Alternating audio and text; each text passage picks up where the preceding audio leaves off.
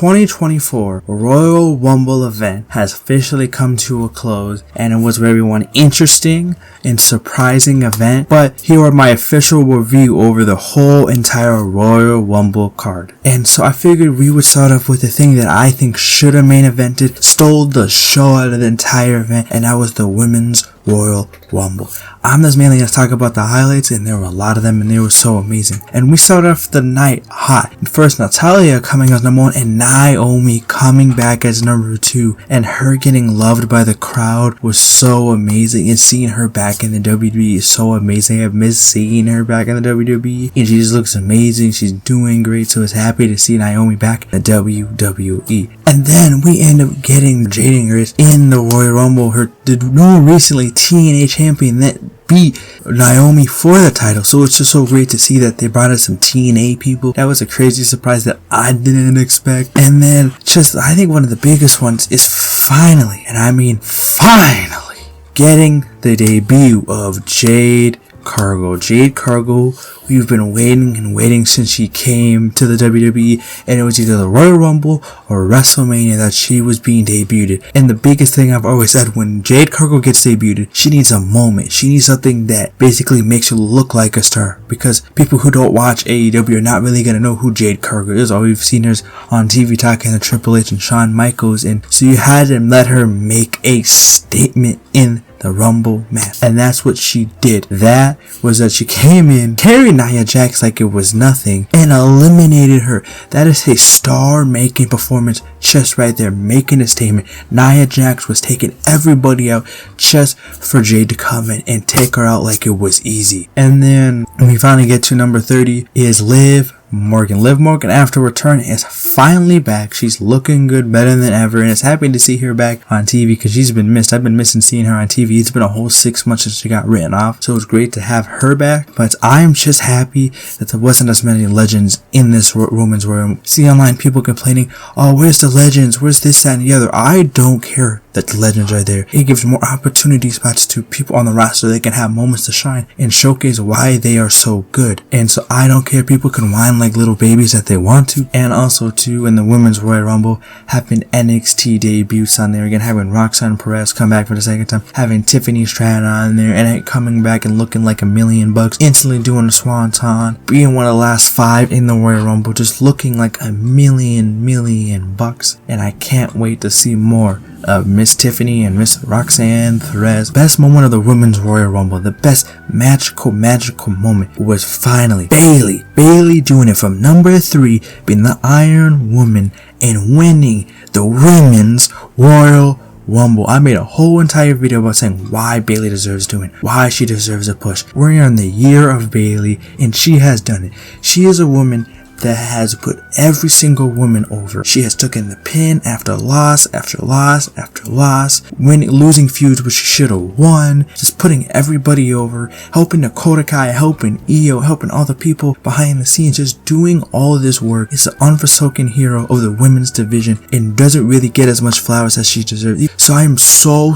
happy as my favorite women's wrestler to be the champion, because you should have saw me when she won. I was freaking the fuck out. I was going crazy. I was so happy that she won, because she deserved this, and I am just so happy for Bayley, because finally her hard work paid off, and we're finally in the year of the role model Bayley. I am so happy for Bayley. But to me, from all the Women's Royal Rumbles I have seen, I think this is by far the best Women's Royal Rumble that I've ever seen in my time of watching wrestling and Women's Royal Rumbles. Now we get into the match that I think was probably the worst match of the night, and that was the Fatal 4-Way between Roman Reigns, LA Knight, AJ Styles, Randy Orton. And honestly, for me, I just couldn't connect with this match. It was the most obvious things that we knew how the match was gonna go. I think the only kind of cool moment that I remember was the whole Randy Orton just basically RKOing every single person, which was cool. But then the thing that ruined for me was the Solo Sikoa spot. We didn't have to have Solo in this match. It's a Fatal 4-Way when Roman could have won by himself clean. He could have used weapons and all that other stuff. He didn't need Solo to come in and help him win it, because then he immediately got taken out from the barricade. It was never in the match to begin with afterwards. And they made, what I was happy for, is that AJ Styles took the pin, because I feel like he should have won that, taken it, because LA Knight was still over and Randy Randy Orton came back and he's super over, so I feel like it's the right person for Randy AJ Styles to take the pin. But over, like, if you're gonna have the finish of Roman Reigns to still pinning AJ Styles without Solo's help kind of winning clean, what was the point of having Solo? You could easily had this without Solo. Now we get into probably my second favorite match of the night, and that was Kevin Owens versus Logan Paul for the US title. I think this match was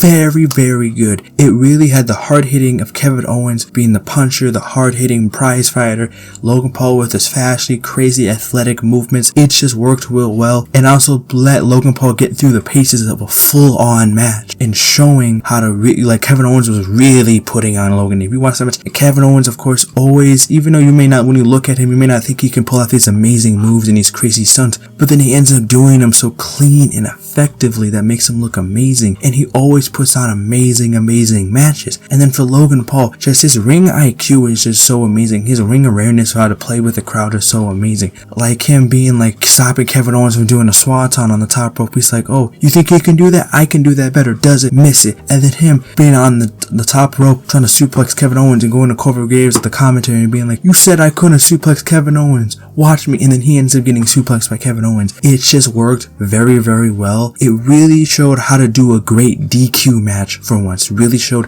how to do it right. Austin Theory gives him brass knuckles, tries to use it. Kevin sees it and uses them against Logan Paul and almost won. Almost, but then the ref somehow has 20/20 vision and saw it. I'm sorry, but Roman Reigns, you need that ref, because amount of times those refs don't see something, it's crazy. But I love this ending because it really made you think that Kevin was about to win. It was a very creative DQ finish and really worked out well, and it still made both guys look strong, and it all builds up to a potential rematch in the future, and I am down for it. This match was a banger. Now we get into, that is the men's Royal Rumble match. This match was good at the first start. I like how, you had Jimmy and Jay be the first two out, having that stare down, teasing their WrestleMania match, kind of building towards it. It was really nice and was fun. And then, having Andrade finally make his debut, which was super amazing. And then also, having the whole moment with Santos, showing that he's not going to be with Santos, and having that moment and just kind of building on stories, which was great. And then after this is kind of where the Royal Rumble for the men's kind of fall off. But the issue with this is I feel like they were going way too fast with the people coming in. Like, it felt like with the women's, it was goodly paced. We had the women get their moment, they go on for a little bit, whatever, then we get the next entry. But with the men's, it was like a little bit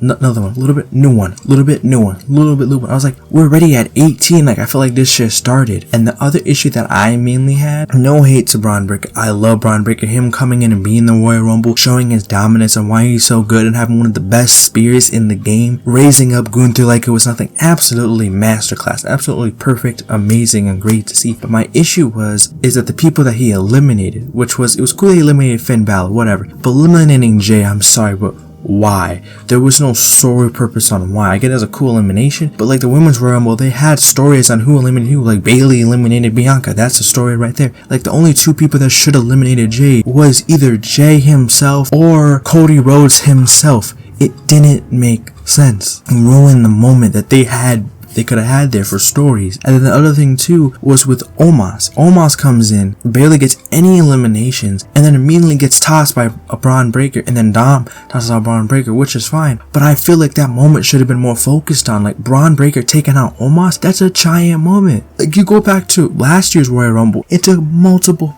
people just to take out Omos. And then for Braun Breaker just to do it so easily, that should have been built like a major moment. And I think part of that was just because the crowd wasn't even reacting that much, kind of ruined the moment and didn't really go off well. It didn't really mesh around well. And then we get to what I would have to say is the ending of it. And then we get to the final two, CM Punk versus Cody Rhodes. And I am sorry, but this was bad. This was bad. Because when Gunther got eliminated and it was just Punk and Cody, I was so ready. I was like, ooh, this is gonna be interesting. I stood up and I was waiting to see who was gonna do it. And then it was like a couple minutes passed by. Then 5 minutes passed by. 10 minutes passed by. 15 minutes minutes passed by. It just feel like it could have been done a lot quicker of the elimination, but overall, it doesn't matter. At the end of the day, Cody Rhodes, for 2 times, we haven't seen this in the past decade, Cody Rhodes wins the Royal Rumble back in the past 2 years, last year and now this year.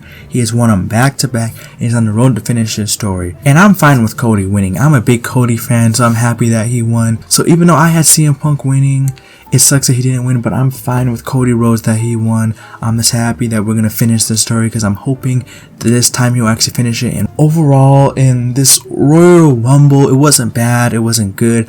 I feel like the women carried it out the park in this Royal Rumble. They did an amazing job, and I tip my hats off to them. They did amazing, and so I have to give this whole Royal Rumble a 3 out of 5, a solid 3 out of 5. That's my rating for it. It wasn't bad, it wasn't good. I'm just happy that we're on the road to WrestleMania. There's so many stories, so many moments we can go on forward, but +2, Cody won. And +2, my favorite Bayley won the Royal Rumble, and I'm so happy. And so I just can't wait to see what the road to WrestleMania holds. And I cannot wait to see what happens. So let me know down in the comments below. What was your favorite moment of the night? Are you happy with the 2 winners? What do you think kicks next to the road to WrestleMania? Let me know down in the comments. Like and subscribe. And we're gonna have to see what happens next, because the road to WrestleMania is looking very interesting. So now you all can go. So go on, go.